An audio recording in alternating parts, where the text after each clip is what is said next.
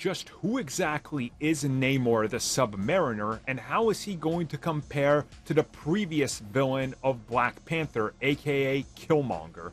Well, Namor himself has a few things to say about this, and how the characters are similar, yet different.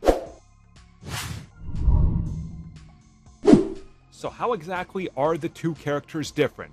Well, the obvious is, one is a fish man, one is not. Yeah, in case that wasn't obvious. I know. Anyways, in an interview with Total Film, Huerta, who plays Marvel's Namor, talked a little bit about the comparisons that people have been making.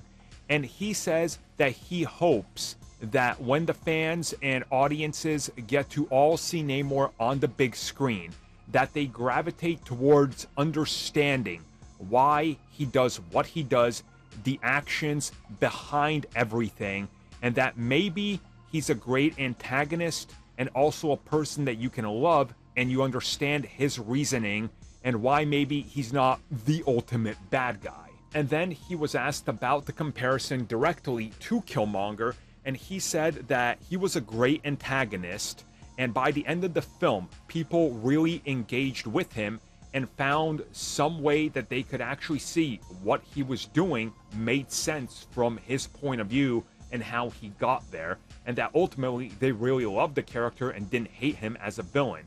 And he said that he really hopes that the people gravitate towards Namor in this same manner, and that their love for Namor is there. So I think what he's saying here, without saying it, is the obvious, it's right there in front of you, and that's, look, there's other forces at work here.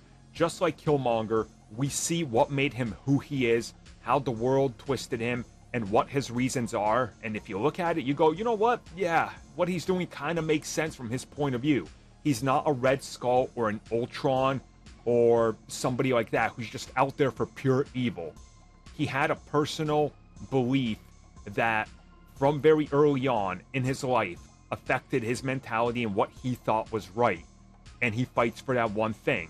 And even at the end, he realizes, maybe I went a little too far, but still, I'm trying to do what is best for me and my people. It looks like Namor's going to do the same thing. So ultimately, it sounds like he's going to live to see another day and, well, eventually come back around and possibly even be a hero. Which realistically is Namor at his core, so this really works.